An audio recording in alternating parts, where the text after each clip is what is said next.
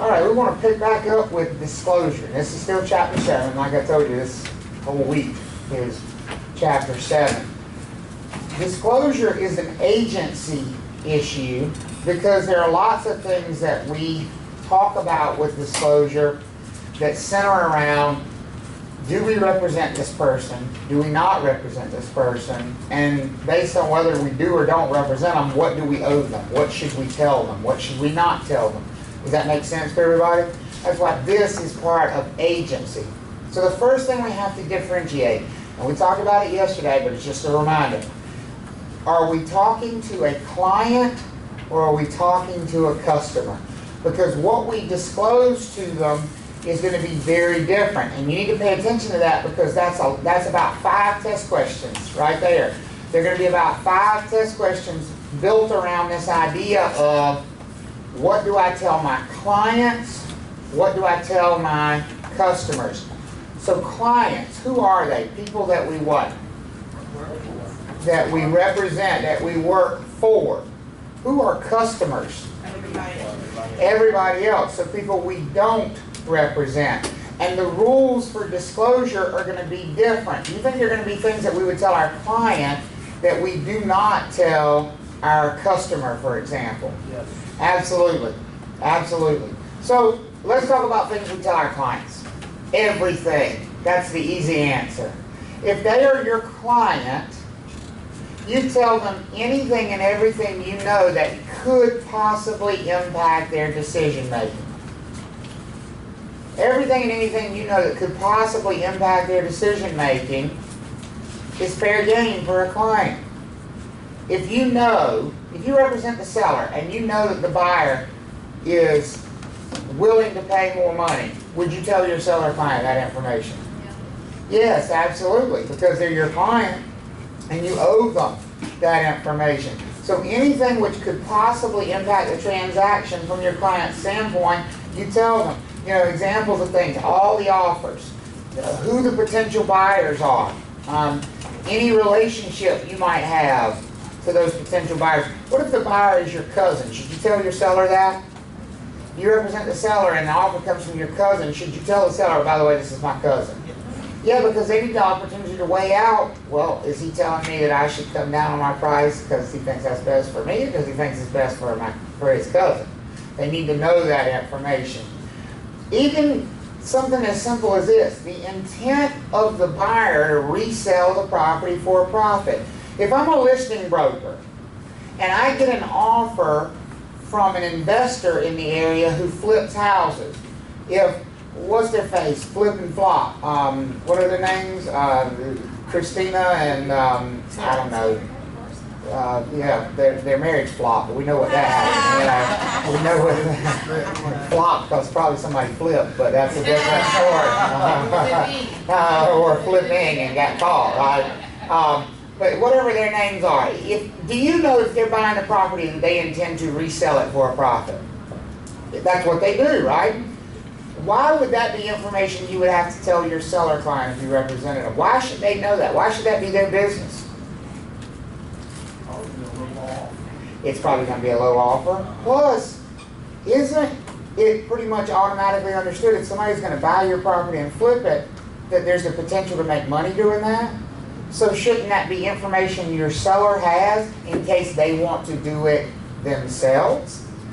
You know, if you know, or you know, if you know that an investor has targeted their property and is going to come in and potentially flip that property and make a profit on it, shouldn't you mention to them that's what they plan to do? Because maybe they go, well then, should I fix it up? Would I make more money if I fixed it up? They should have the opportunity to ask that question, and the only way they do is if you inform them that this buyer intends to flip it. Does that make sense? So you owe them that. Terms another party might be willing to agree to. The buyer's willing to pay more money. The seller's willing to reduce their price. If you represent a party and you know information about the other party, you disclose it. Okay? Any of those things. Basically anything, again, that can affect their decision making. Now, that changes in dual agency. If we go into dual agency, are there going to be things on this screen which we would not tell our clients? Give me examples of some ones that you would not tell your client if you were in dual agency of stuff that's on here? Trudy said terms other party might be willing to agree to. Does everybody agree to that? Because the other party would also be your client, wouldn't they? So you couldn't disclose that. What else? The intent, the other party's reason for engaging in the transaction, you wouldn't disclose. What about else? What else? Personal information. Notice it always says other party, other party, other party, right? So basically any information about the other party you would not disclose. Even this intent of the other party to resell for profit. Because the other party also happens to be who? Your client. And you can't do anything to harm your other client. Does that make sense for everybody? So dual agency definitely changes the disclosure picture. Just like it takes away advice, it takes away a lot of the disclosure obligations to your clients. So here's just a question, or an example of a test question you might see about this. It says Susan is a broker affiliate of Wolfpack Realty, and I don't know why you'd work there, but and is representing a buyer, Mary, who's interested in one of the listings of her own firm. Which is true? Susan is a broker affiliate of Wolfpack Realty.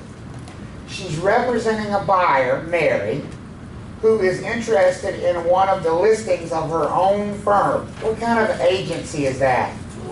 That is dual agency because you have one firm but two clients. Does that make sense? Both the buyer and the seller are represented, but there's only one firm in the picture. Susan should inform Mary of the seller's need to sell quickly due to a move out of state. Is that true or false? That's a false statement because Mary, because Susan represents not only Mary, but also the seller, right? Susan is prohibited from informing Mary about the need of the seller to have a quick sale. Is that a true statement? That's a true statement. Susan must disclose any information she knows about Mary to the seller and or the broker working with the seller. True or false? False. Susan should advise Mary to offer the lower than list price because the seller needs to close quickly. True or false? False. So the only one of those that's true is Susan is prohibited from informing Mary about the need to have a quick sale. That's a good example of a test question that centers around disclosure in a dual agency transaction. Now notice, here's the thing. In the question, they don't say this is dual agency. You got to get used to that. They're going to expect you to recognize that it's dual agency based on the fact that there's only one real estate firm involved. They'll never say, Susan's participating in a dual agency transaction. That makes it too obvious for you, at least in their opinion. Okay? We all good with that? All right. Now, the much bigger discussion, because disclosure to clients is pretty easy. You tell them everything unless you're in dual agency. But the much bigger discussion is disclosure to customers, to people we don't represent. What do we disclose to these people? We have a specific phrase or word, vocabulary that we use to describe these items. They are called material facts. Material facts are the items that we disclose to our customers. Not to clients, but to customers. Now, we also disclose material facts to clients because what do we tell our clients? Everything. But material facts are in a special category of information because material facts we disclose even to customers. These are people we do not represent, but we still owe them disclosure of these items. Now you really need to pay attention to these items because this is number one, big test thing. Number two, the quickest way to get yourself sued in the real world is to not disclose material facts in a transaction because you're obligated to. Here's what I want to tell you, and it makes a lot of brokers uncomfortable to hear this no matter how long they've been in the business. Your client is going to hate you for this. Your client, particularly your seller clients, are going to want to punch you in the mouth for this. Because these things that you're disclosing are not good for them. Almost always, if it's a material fact, it is harmful to them for the other side to know it. Guess what? You've got to tell them anyway. And that's what makes this so hard to deal with. Yes, ma'am? Can you give us an example? Oh, I'm going to give you bunches of examples of material facts. I'm going to give you bunches of examples of material facts. This is going to be a long discussion here. Lots of examples, okay? And that's why it's so important to know exactly what is a material fact, because these are going to be things that in a vacuum, in a perfect world, you would never tell the other side because you're giving away something that's going to harm your own client. But the law says you have to. Are you with me on that? All right? So, the first thing we need to know about material facts is what the rule says about them. The rule in North Carolina is one of the strictest material fact disclosure rules in the country, because it says that we not only have to disclose the material facts we know about, but we have to disclose the material facts we should have known about. That is much more strict. Like, for example, I'm writing a class right now in fact, I just finished it to teach in South Dakota. I go to South Dakota for 4 days in October, and one of the sections I'm teaching is on material fact disclosure there. The South Dakota law says that brokers must disclose facts that are material to the property of which they have actual knowledge. So that means if I don't know, I don't what? I don't have to disclose. That is not what the law in North Carolina says. The law in North Carolina says, yes, you have to disclose things you know, but you're also held responsible for things what? That you should have known. What that means, see, here's what you could do in South Dakota and what they're trying to avoid you doing in North Carolina. If I go meet with Trudy, who's thinking about selling her house, and I walk upstairs and I notice a water stain on the ceiling, and I go and Trudy catches me looking at it, and she starts to say, "Oh yeah, we gotta," and I go, "No, don't you dare tell me that, because if you tell me that, I have to do what? I have to tell any potential buyers, and so don't you say another word." See, that's what I would do if I was in South Carolina, because what does the South Dakota law say? I have to disclose what? What I know. And if I can shut that mouth, I don't know. Does that make sense? In North Carolina, I'm still held responsible for that. In North Carolina, when I see the water stain, it's not Trudy's job to tell me, it's my job to find out. Because what the law in North Carolina says is not only do I have to disclose what I know, I have to disclose what I should have known. And the argument is going to be, you see a water stain, you should have known there was a what? A leak. And therefore, am I responsible for disclosing the leak? Absolutely. You see the difference there? It is a much broader, more strict law. Yes, sir, Dave. So what is the expectation from the state as far as, like, obviously if someone paints that, you're not going to see it. Correct, and that's where the what you should have known comes into play. What the rule actually says is, what would a reasonable and prudent agent have done in that situation? So if it had been covered over and there was no visible sign of it, you're not going to be held responsible for it. That's a hidden defect. But what you would be held responsible for, and what they're trying to avoid, like, I'll give you an example. Let's say there is an inch-wide crack in the foundation on the outside of the home. Is that something that if you were examining the property, you would have and should have noticed? Yes.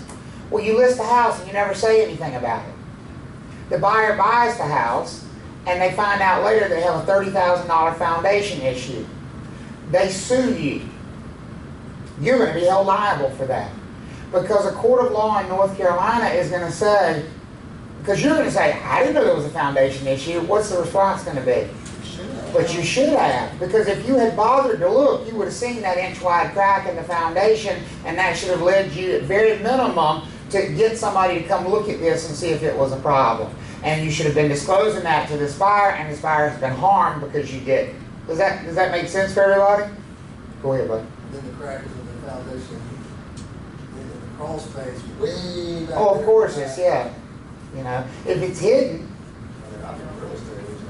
And so you sort of answered your own question, right? If the crack is hidden way underneath the crawl space, are we probably going to be held responsible for it? No, because that's not reasonable that a real estate broker would be able to find that sort of thing. Does that kind of answer your question? Now, obviously it does leave some gray area. Anytime you say something like should have known, there's going to be gray area there. But we're really talking about obvious signs of things. Don't ignore very obvious signs of potential issues. That's really what this boils down to. Yes, ma'am. Obvious signs of things that could be found on an inspection as well. What? So, give me a little bit more detail. What you're You asking? can see the cracks, Sure. but also things that are found in an inspection. Well, things that are found in an inspection. Are you looking at the inspection report? Would you see the inspection report? Okay, so I'm asking you, have you seen the inspection report? So then what would you have to do with any items that showed up on that inspection report? Disclose them. That's exactly right. And so here, I'll carry on your example of an inspection report. Here's what you could not do in North Carolina. If you were a listing broker and a buyer did an inspection on a property you had listed, and they emailed you a copy of the report and said, here's what we found. We have brokers that will say, I don't want to see that. I don't want to open that up. Is that a reasonable defense in North Carolina? No, because the law says you're not only responsible for what you know, but what? What you should have known. If somebody emailed you a report, what should you have done? You should have read the report. So they don't have to give you that though, right? Because they paid for it. So, but if you know that there's a paid inspection, should you take that extra step to say, I'd like to see it? Since you know it's been done? You should take the extra step to at least ask what items were revealed. You know, and maybe not request the actual report or demand the report, because they don't have to give you the report. Right. But you say, you know, I'd like to know if there were any items revealed so I can adequately disclose those. Because you don't really want to know, but like... I don't really want to know, but I have to. You know, it's one of those things I have to. I'm supposed to. I'm held responsible for it. And as long as you ask if you know that you're fine. The seller has an inspection. Well, the likely they want to come to the real estate and say, so what do we do? That's right. If the seller has an inspection report done. And so this is one of the reasons why I am a huge proponent as a listing broker in North Carolina of having an inspection done. There are a lot of people who don't want to have them done, like, oh my God, we find all that stuff, the buyers will be paying, blah, blah, blah, blah. I'm like, here's my point. If the buyer finds it after the fact, there's the potential I might be held responsible for it, correct? If I have an inspection report done and hand it to the buyer and say, here's what we know about the property, have I pretty much taken myself off the hook for having to worry about disclosure of material facts? Because I've given them all the possible information I could about the property so that they knew about it before they ever even made an offer. And especially in this market. Because here's the thing, in this market right now, is that going to scare any buyer off? No. You could literally set the house on fire in front of them and they're still making multiple offers on it. Because they're so competitive right now, they can't find anything. So you do an inspection on it, you provide them the inspection report, they're like, yeah, what do we need to do? You know? But at least you're covered. Does that make sense to you guys? Yeah. That's what, you know or should have known kind of goes to. Yeah, and I can see like in this market, that actually looks really, it makes it look better. Mm-hmm. But if you're in a market where you probably your first thought is like, well, I really don't trust their person. Right, absolutely. They're probably going to have an inspection done anyway. I'm really looking at more toward, cover my own rear end type thing, to get the information out there so I can't be presumably held responsible for failing to disclose something. Yes, sir. Seller says, no, I'm not paying for it. I pay for it. That's part of my listing. That's not okay. Yep, that's part of my listing. What if you say you don't, you never want you to receive? Then I won't list the property to Sell it them. as is. Well, we are selling it as I is. understand that. But as is means as it is right now. I wouldn't list the property where the seller wouldn't let me do an inspection. I would just turn down the list. Me personally. There's some people out there that say, okay, Well, we just don't have one, we just sell it as is, buyer comes, well, we want an inspection, well, get an inspection. And that's fine. And then they come back and say, we've got these problems with it, okay, well, it's as is, just make an offer. That's right. But as is doesn't cover the fact that you were supposed to tell them about the problems in advance. I understand, as a real estate agent, but I'm talking, I'm thinking. I don't care about them. See, that's the thing you have to understand. When we've crossed over in material facts, it ain't about them anymore. It's about what? It's about us and what our responsibility is. And that's the disconnect. And that's why I said your clients are not going to like this stuff.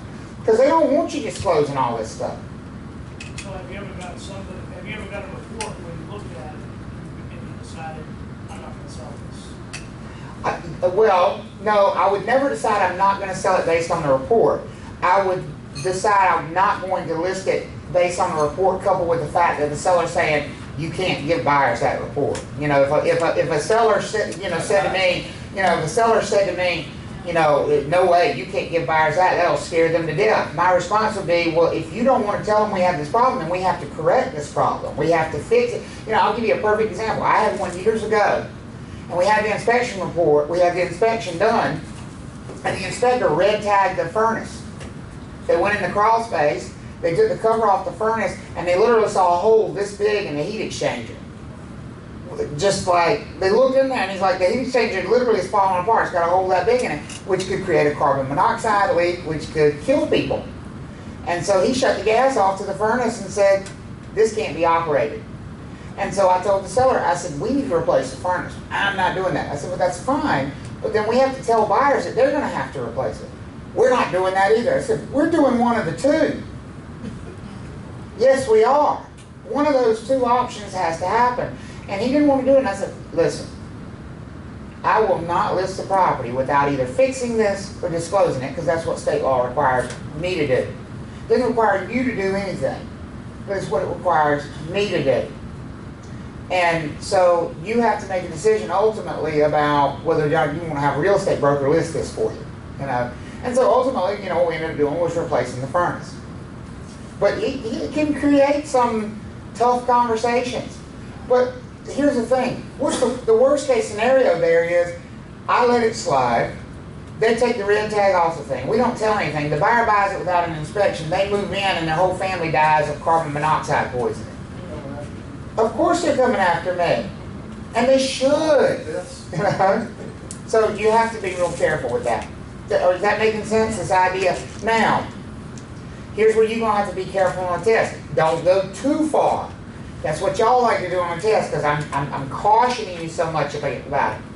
We do not have a responsibility to disclose all material facts, because the truth is we can never know all material facts. There are always going to be things that are going to be hidden from us.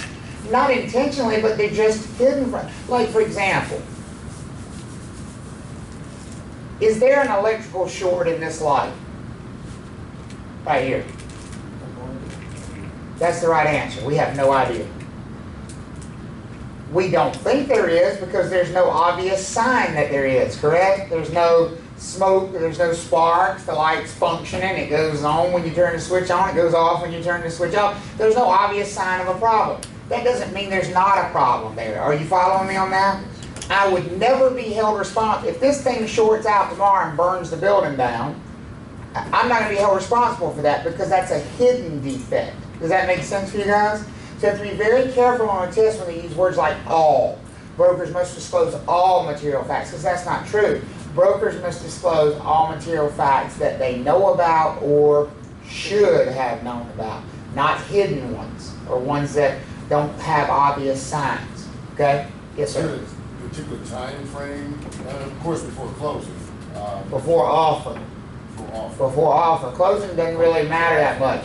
Before offer. The buyer needs to know about it before they make an offer on the property. Yes, sir.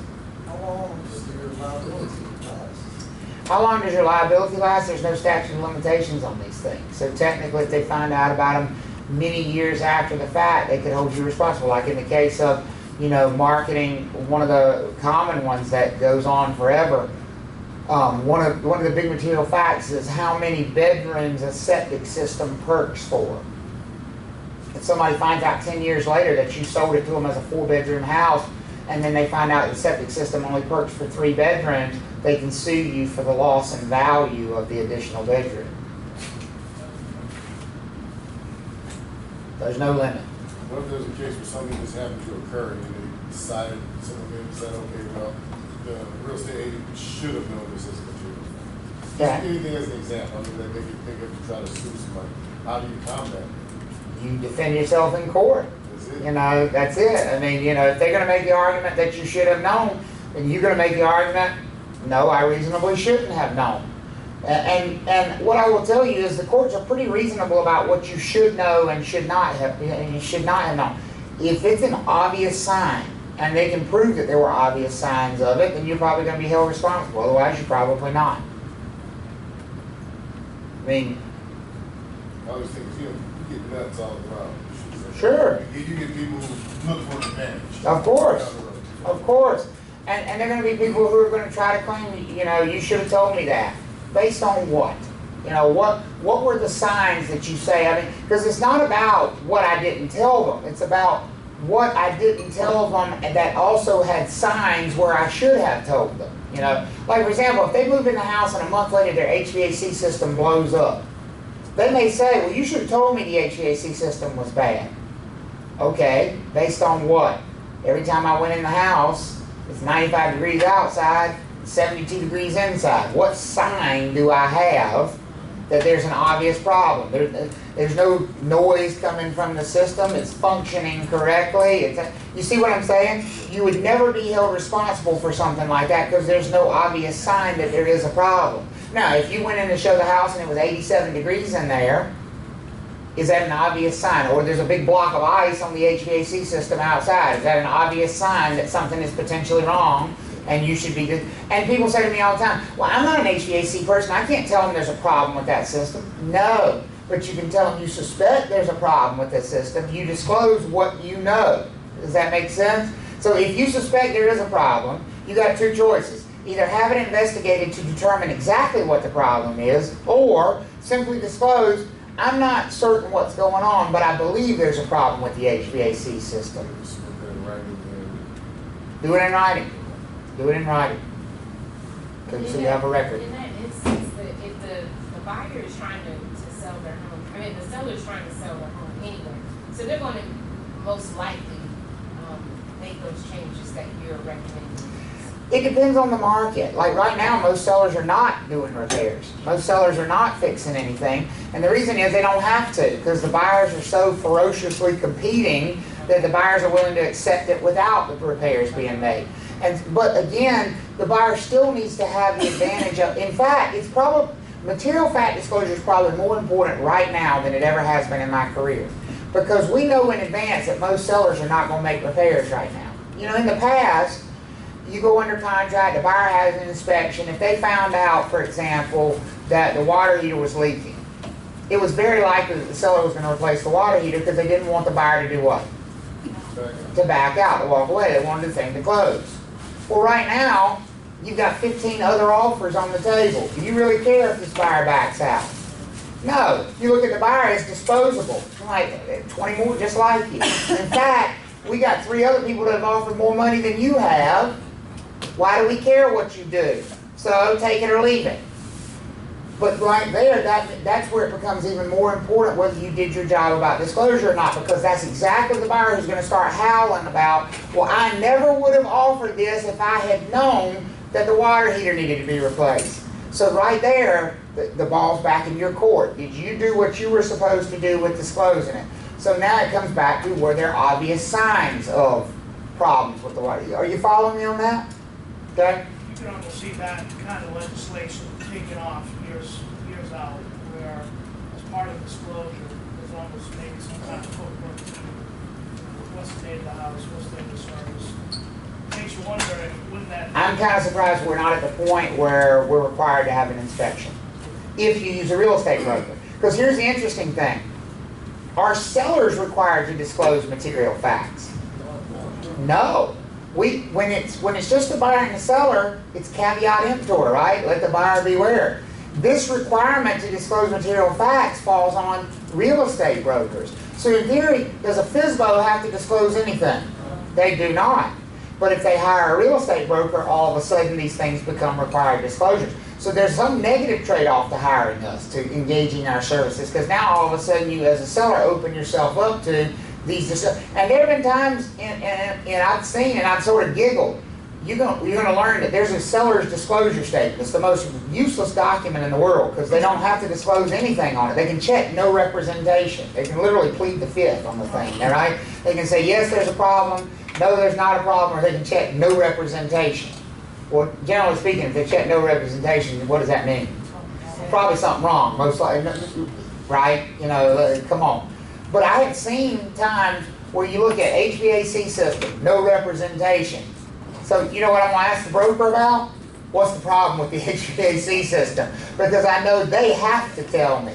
The seller doesn't, but the broker does. Are you with me on that? All right. So, not all material facts, but the reasonably known ones. There's 4 categories of material facts. So these are things that if they fall in these categories, we have to disclose them to customers, third parties.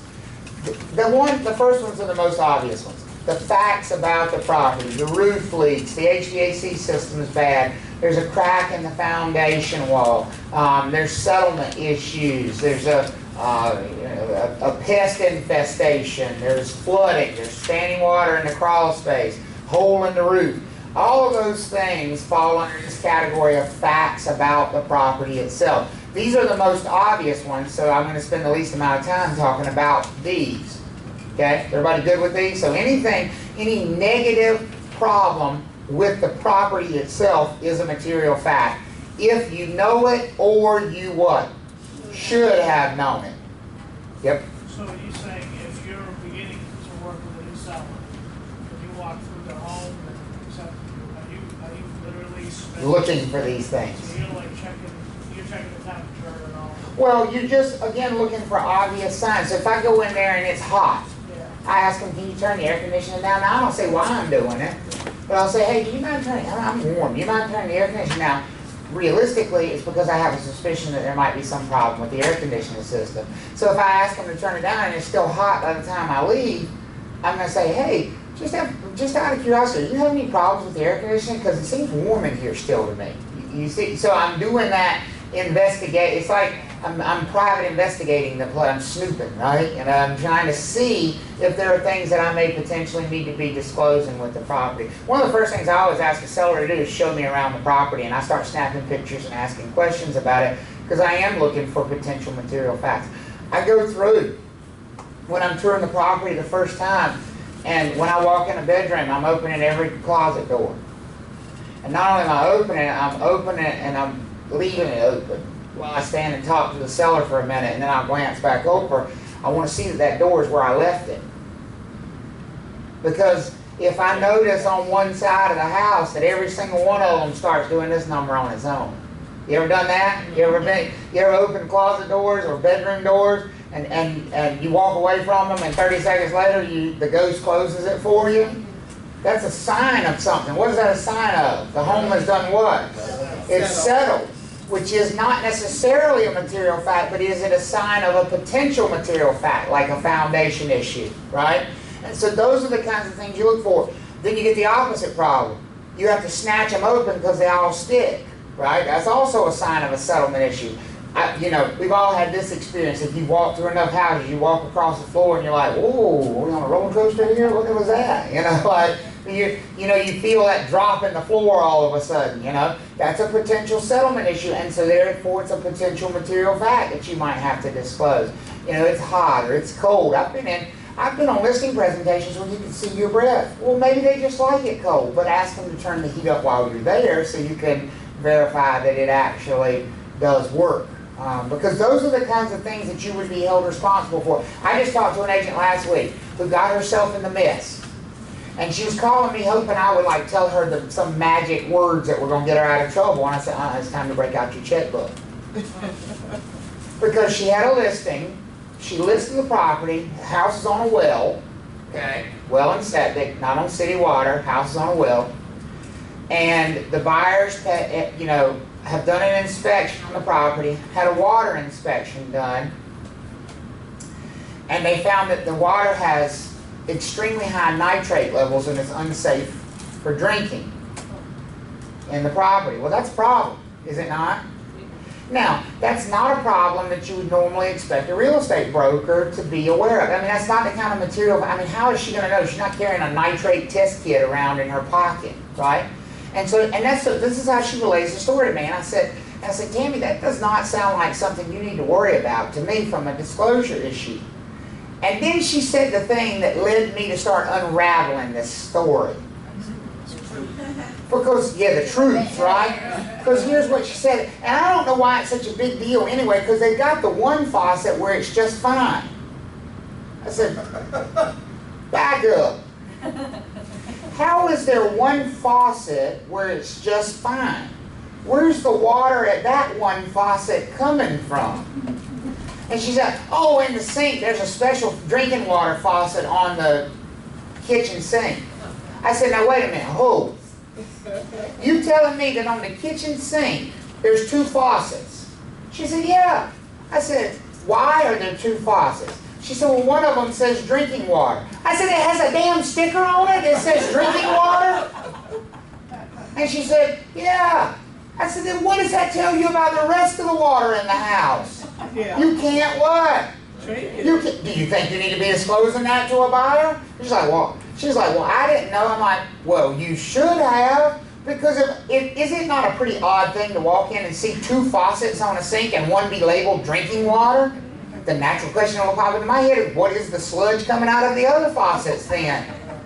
And what it was there was a filter attached to that one faucet, and it had been put there, and I said, did you ask the sellers about it? She said, well, I did once the buyers found the nitrate problem. And I said, what did the sellers say? She said, oh yeah, when we had the house built, they told us that we couldn't get the certificate of occupancy because the water wasn't safe to drink without putting a water filter in, so we just put one in for this sink in here that we use in the kitchen.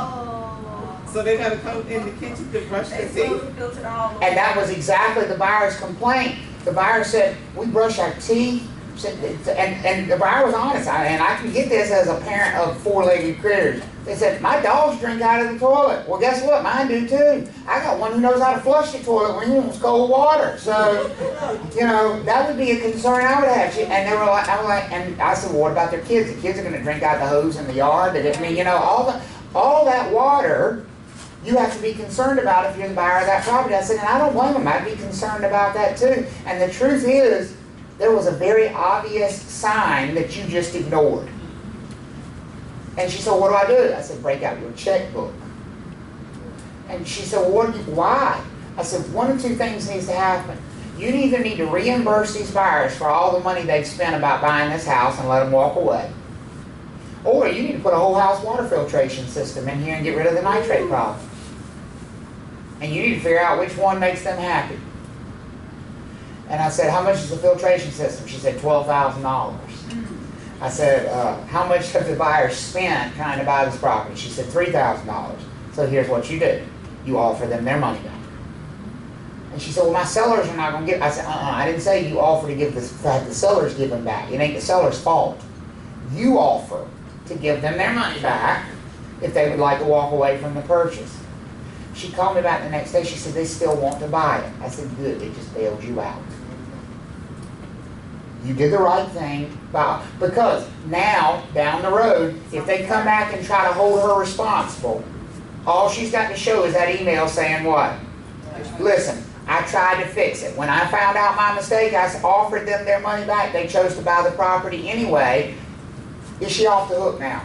Yes, they bailed her out. You see what I'm saying? But she put herself in a potentially bad situation because she ignored a very obvious sign. I said, did you not think something weird about the second? Yeah, but I didn't want to be rude and ask. Well, there you go. The law says you got to be rude and ask. How come you got built to get away with, they got a certificate of occupancy based on that filter. That filter had to be put in, and basically it had to be clearly labeled as drinking water so that that was the only one that was used for consumption. So, and apparently that was enough to get the CO. Okay? So that's the kind of things you run into. So there's a second category of material facts, because there's 4 categories. This says facts relating to the property. Facts relating to the property which could affect its value. what it's zoned for, could that affect its value? So zoning's a material fact. Covenants, could that affect what somebody be willing to pay for it? Yes, so that's a material fact. So here's let me ask you this question. We have to disclose material facts that we know about or reasonably should have known about. And I just told you that covenants were a material fact. So what does that say to you? If you're the listing broker and the property's got covenants on it, what should you be doing with the covenants? Giving them to any potential buyer before they do what? Before they make an offer on the property. Covenants are a material fact. That makes sense? How about future roads? Would that be a material fact? Absolutely. So you're obligated to inform buyers about the potential for future road development. And obviously, you can't inform them about a road that nobody's even thought about. But if the DOT's already got a set plan with a map that shows you where the thing's going to be located, do you think that's something you ought to be giving to a potential buyer? Yes. No question. No question about it. And again, these are not things that your seller's going to want you to disclose because they could harm their negotiating position. Obviously, if you tell a buyer, hey, 540 is going to be in your front yard here, are they going to be willing to pay more or less for the property? Less, but it's still a material fact. You don't get to pick and choose. You don't get to pick and choose. This one your clients really hate. Now this one your buyers hate much more than your sellers. The ability of my client to close, to complete the transaction. If I represent a buyer and they want to make an offer on a property, and I look at them and say, have you bumped your head? You can't afford this. Well, we just want to make an offer and see what we could get it for. Now, I'm obligated to present that offer. Don't mistake, I'm saying you cannot tell that client, I'm not going to submit that offer. Who do you work for? The client. If they want you to submit the offer, you submit the offer. What are you also going to tell the seller as you submit the offer? Here's my client's offer, they cannot afford to purchase it. Now, is your buyer going to want to say that? No, but you have to. And here's how I know they can't afford it. I see what they're qualified for. This is $300,000 more than what they're qualified for, and they told me they don't have any cash. They can't possibly close, and that's what I'm going to tell the seller, because I'm obligated to. It seems odd. It seems like you would just say, we're not submitting this, but you can't do that. You have to submit it, but you also have to tell us. Now I'm going to tell them in advance and say, listen, I'll submit it if you want me to, but I'm also going to tell them you can't afford it. So you want to just not waste all our time? But if they want you to, you have to.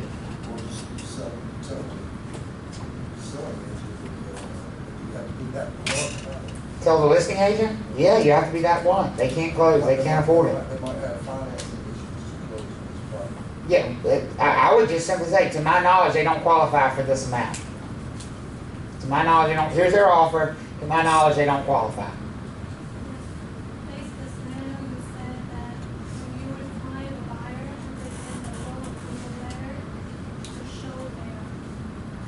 Do I require the buyer? No, but the seller might. The seller might ask for that. Because I had a buyer's agent before, and she was like, oh, well, I just get a loan approval better first, so I can go ahead and show you the property. Well, and you as a buyer's agent could easily have that as a requirement before you would work with a client to make it clear to them. I only work with clients who I know are approved. So and honestly, I don't recommend you ever work with a buyer until you know they're approved anyway. What are you doing? I mean, until you know they can afford to buy the thing, aren't you just kind of like wasting everybody's time? Yours, theirs. Because they don't know what they qualify for. They don't know what they can afford. They haven't had that conversation with somebody. They're guessing, so I think that's a reasonable thing. Now, there's a good way to present it. Here's how I present it to buyers. I say, listen, the last thing I want to do is waste your time.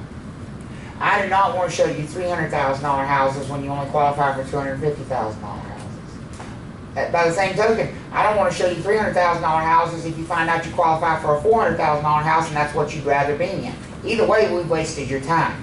So there's no way you can buy a house without working through the qualification process. Let's just go ahead and get that out of the way so we're looking at the right thing from the very beginning. That's the way I would present it to a buyer.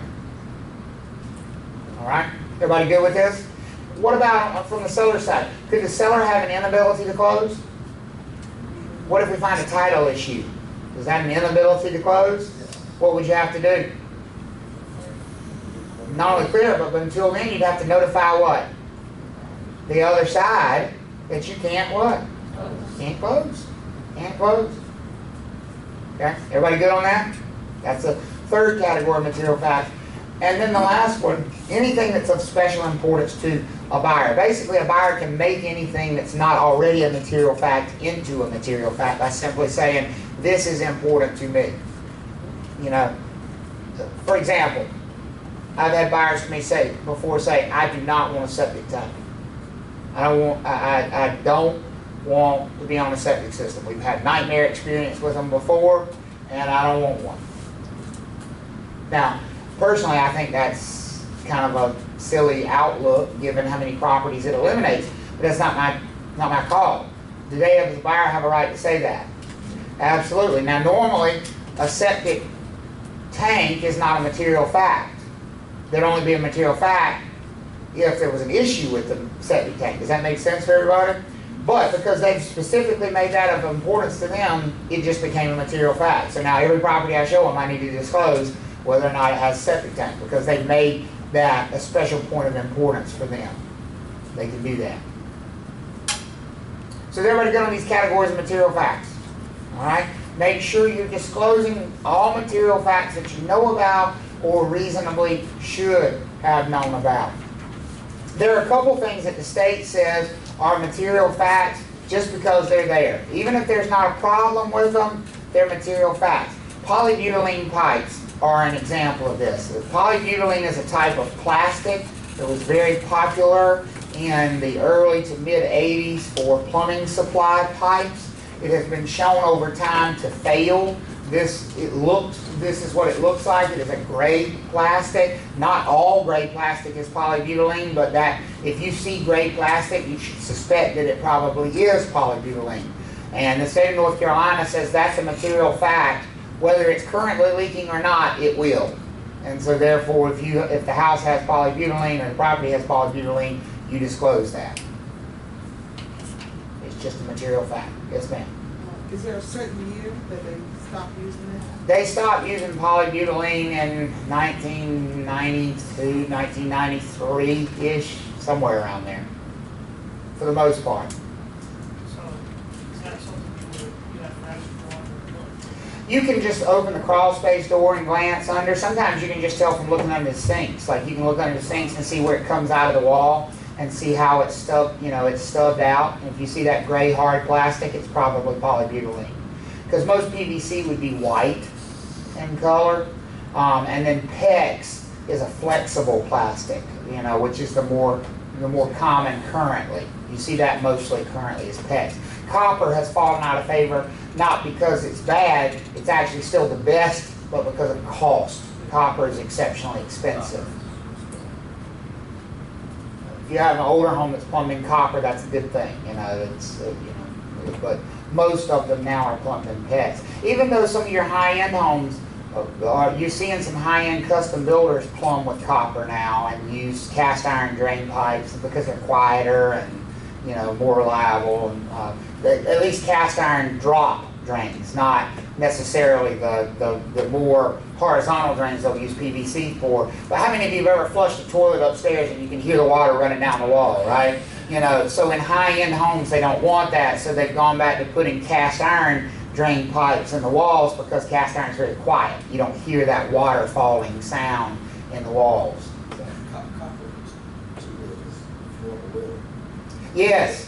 Yes, if you're on a well and you have copper, depending on the water, it can deteriorate the copper. It can leach the materials out of the copper and that sort of thing. So, well water is much more harsh on anything because you just don't know what the mineral content's going to be in well water. So well water tends to exacerbate any kind of problems. Another thing that the state says is always a material fact is something called synthetic stucco. Stucco is like, when you don't see wood siding, if you don't see siding of some type, you see a flat finish, that's usually stucco. It's a concrete finish. It's usually got some kind of a texture to it. It's kind of rough feeling. You see it on a lot of commercial buildings, for example. Well, most stucco you see in North Carolina is of the synthetic variety.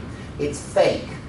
Real stucco is not a problem. Real stucco is a concrete finish on top of concrete. So the building is constructed out of like concrete block, for example, and then they put a decorative finish on the outside of it. That's real stucco. No problem there whatsoever. The problem is, some people like the look of stucco, but they don't want the expense of building the structure out of concrete. So they build a wood structure, and then they put this little skim coat of concrete on the outside of it because it's pretty. The problem with that is you get cracks in that stucco over time, and water gets inside those cracks. And what kind of wall is behind there? Wood, and then water gets trapped behind there, and it becomes this big cycle of rot, wet, and then when you finally pull it off, you see something that looks like this or much worse.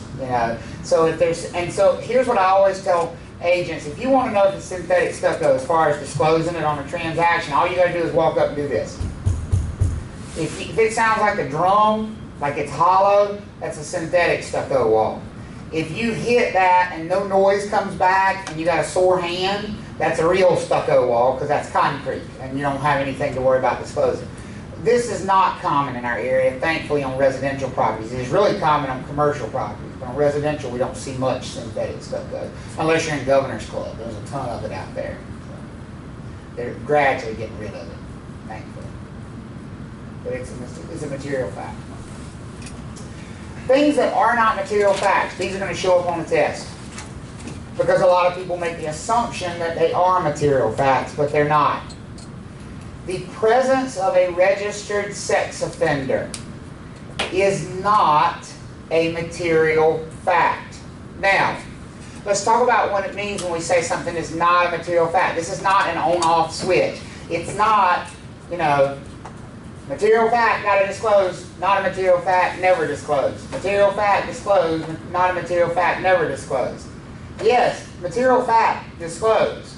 Not a material fact means it's your option whether you disclose or not. I am not saying you cannot disclose the presence of a registered sex offender. I'm saying you don't have to. There's a difference there. Does that make sense? Now, let's talk about why you might not want to. Anything that's not a material fact, you're not required to disclose. But if you choose to, you are required to be accurate. So when you make an optional disclosure, you are putting more responsibility on your shoulders because you're basically taking something that you didn't have any responsibility for, and now you're taking responsibility for it being accurate. Does that make sense for you guys? So I would stay away from this if I were you. If somebody asked me if there were sex offenders nearby, I would simply point them to the sex offender registry and let them look for themselves. Because it's not something I'm required to disclose. Does that make sense? Just kind of don't put something on your shoulders that you don't have to. Because what if you give them the wrong information? Then you're responsible for that incorrect information. So be aware of that. Everybody good on the idea that this is not a material fact? Okay? Other things that are not material facts, we call them stigmatized properties. The house is haunted. That is not a material fact. Whether it is or not, you don't have to tell. I don't know how you tell or know anyway. Someone died in the property. That is not a material fact. It might be something you want to know. It might be something your buyers want to know. But it's not a material fact. Even if somebody committed suicide in the property, even if somebody was murdered in the property, that is not a material fact. I actually read an article about this recently. About 3 years ago, the piece of land in Chicago that John Wayne Gacy's house was on at one point in time. Now, some of y'all are young and don't remember. John Wayne Gacy is a very famous serial killer. He owned a construction company, and when he finally got caught, they found that he had, what was it, like 30-some corpses buried under his house in the crawl space. So the property was literally a graveyard where all these people were buried. And the city tore the house down, but the land stayed vacant for years and years and years. Well, that land was resold about 3 years ago. And there was a big debate about whether or not, because the city did not disclose to the buyer of the property that there had been criminal activity on the property. And the city's response was, well, we don't have to, because it's not what? It's not a material fact. It's not a material fact. Could they have disclosed if they had wanted to? Yes, but they did not have to because it's not a material fact. So all of these things are just what we call stigmatized property. They are not required disclosures. You can disclose them, but be very careful and make sure you're accurate if you choose to. Everybody all right with that? Good. All right, let's do this. I want you to take your phone out. We're going to do a little game here on something called Kahoot. Now don't put in this quiz number that's on here because it's going to be a different quiz number. But take your phone out or computer or whatever you got, and you're going to go to that web address up there, kahoot.it. I'm going to leave it up there, and I'm going to try to get it loaded up over here.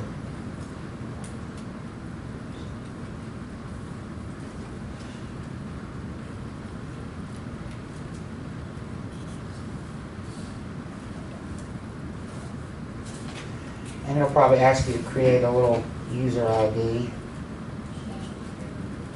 Yep, I'll get you the game pin in just a second. Let me get logged in here.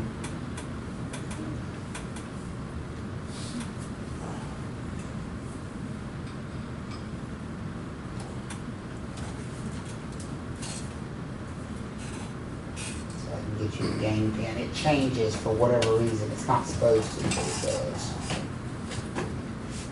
There we go.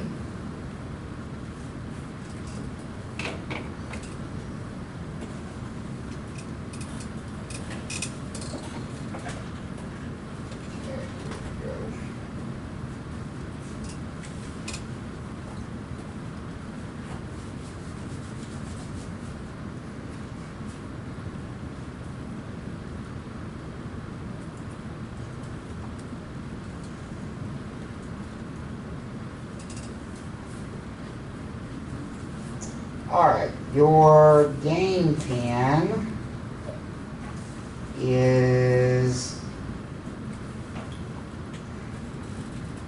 1308495.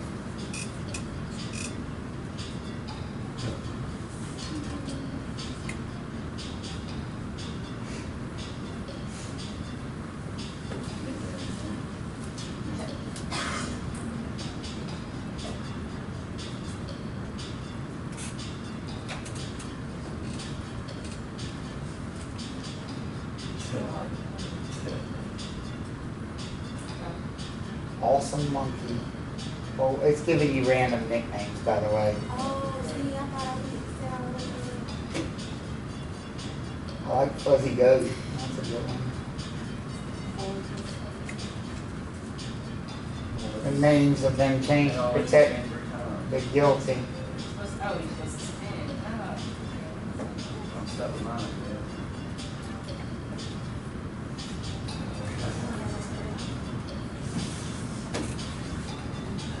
All right, I see 6 of you in. The rest of you putting 7. It's not working?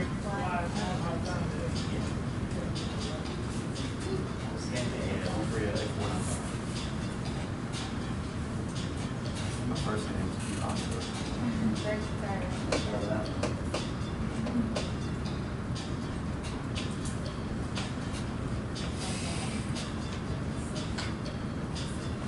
Oh, it's not on the Wi-Fi. Just a second. My browser does. The overshort. I think we're all doing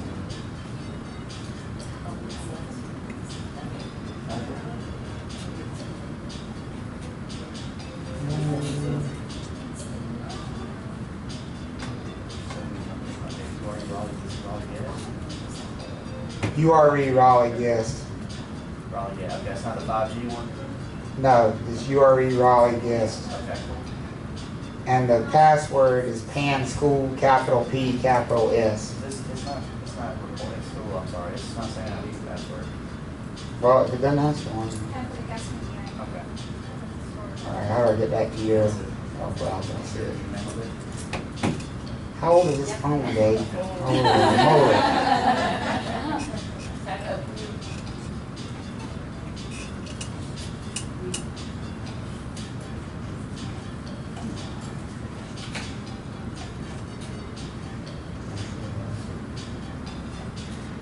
This thing was manufactured by BlackBerry.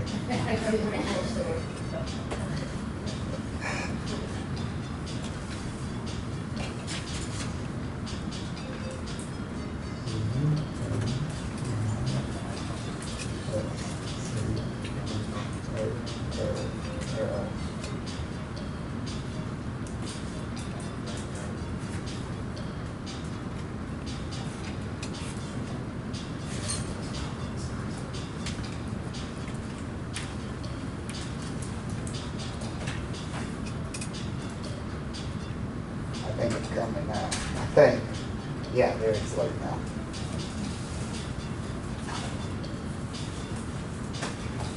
At least it appears to be. Just don't worry about it. You can follow along with the questions. We'll go with what we got. All right. So you're just going to read the question and you're going to answer to give you 4 choices on each one. You got 5 questions total. Question number 1. Which of the following most likely describes a material fact in North Carolina when taking a listing? So which of the following most likely describes a material fact in North Carolina when taking a listing? Red would be foundation issues where many interior doors will not close. Blue would be missing insulation in a far corner of the attic. Gold would be a slowly leaking hidden crawl space pipe. Or green would be an electrical issue later revealed by renovation work. Which one is most likely to be considered a material fact? Looks like everybody's answered.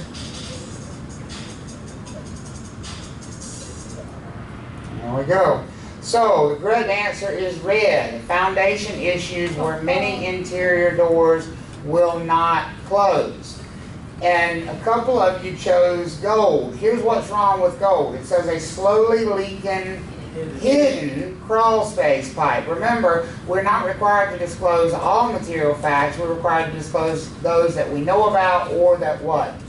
We should have known about. Does that make sense for everybody? And if it's hidden, there's no reasonable way we should have known about it. Okay? Let's see who did the test on that one. Classy Newt, whoever that is the quickest to answer that one correctly. Which is true of a licensee who's showing a buyer client one of her firm's own listings? Which is true of a licensee who is showing a buyer client one of her firm's own listings? Red, buyer client should be told why the seller is selling.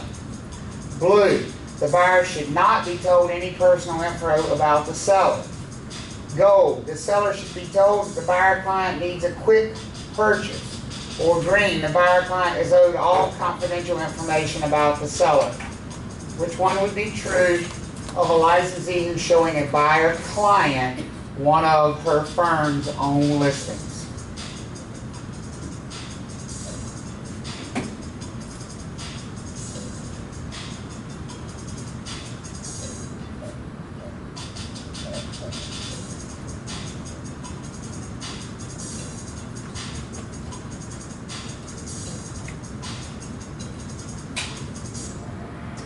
All right, blue is correct, and most of you got blue on that one. The buyer should not be told any personal information about the seller. Why is that? What kind of agency are we talking about here?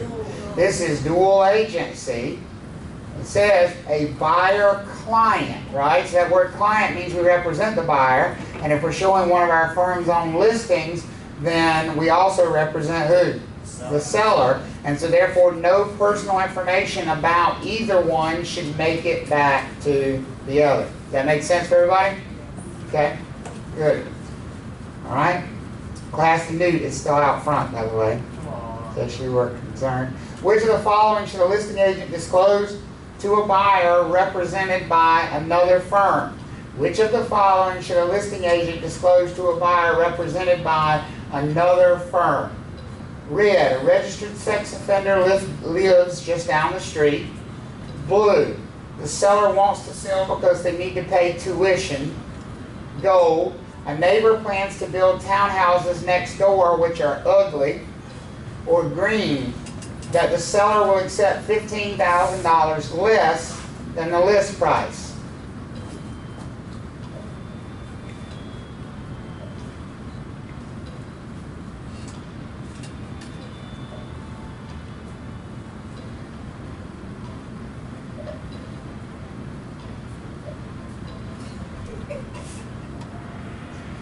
Most of you got it right. It is gold. The neighbor plans to build townhomes next door which are ugly. Green threw some of you for a loop. Which of the following should a listing agent, who does a listing agent represent? The seller, disclose to a buyer who's represented by another firm. So what should you tell somebody you don't represent about somebody you do represent? So green, you would definitely not tell them that the seller would take what? Less money, okay? And you don't tell them the red one, the sex offender, because it's not a what?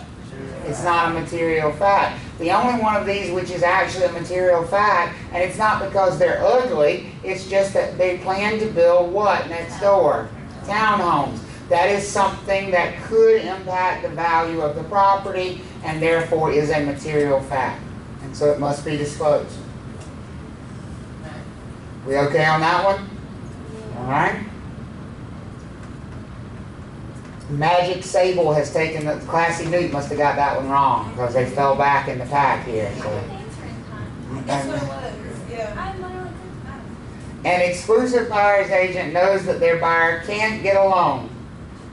What should they do? An exclusive buyer's agent knows that their buyer can't get a loan. What should they do? Red, inform the buyer that no offers can be presented on their behalf. Blue, advise sellers not to accept offers from this buyer. Gold, present offers on behalf of buyer without mention of the loan. Or green, inform any sellers or listing agents of the buyer's loan status. So what should we tell the seller about our buyer who can't get a loan?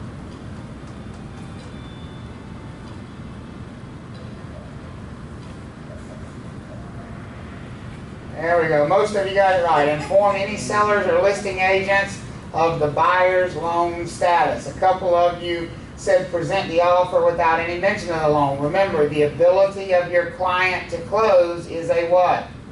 Is a material fact, so it must be disclosed to the other side. Red, inform the buyer that no offers can be presented. You're not their mama. You don't tell them what they can and can't do. You still present the offer on their behalf because they're your boss. Blue, advise sellers not to accept offers from this buyer. Here's what's wrong with that. The word advise. You don't advise the seller because you don't represent the seller, right? You don't tell them you shouldn't accept this offer. You simply say, my client can't close on this contract, and let them decide whether or not they should accept the offer, okay? So green is the correct one there. And I believe the next one is the last one. Which of the following statements is most accurate regarding material fact disclosure in North Carolina? Red, brokers must always disclose all material facts. Blue, sellers must disclose all reasonably known material facts. Gold, brokers must disclose all known material facts. Or green, brokers must disclose all reasonably known material facts.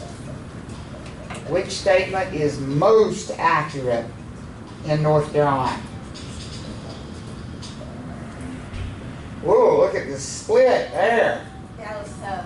Mm-hmm. That was tough. Green is the correct answer. Brokers must disclose all reasonably known material facts.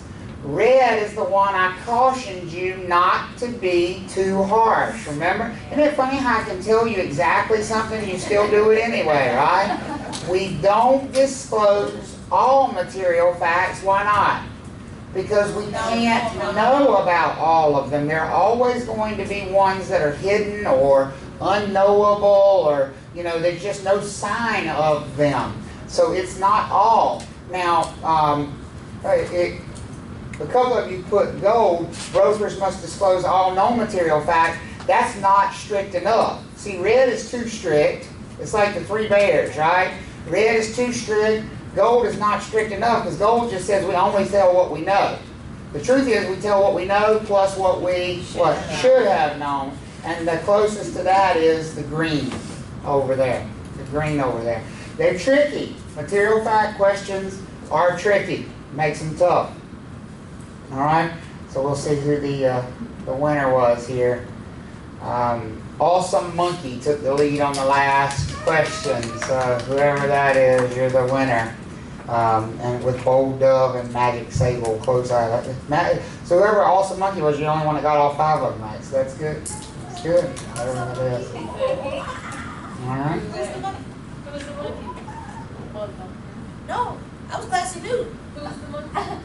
Somebody doesn't want to own up to it? Who's the winner? Like, Huh? Was it you? Was it you? Good. Congratulations. There you go. I know it's the last time. See, I had decided I was going to pass the class for whoever won, but he didn't want to own it, so, you know, I guess not, you know. Guess not. All right, y'all enjoy that? I think, I mean, it's childish, but it's fun, I think, you know. It's fun to do something like that to kind of break it up a little bit.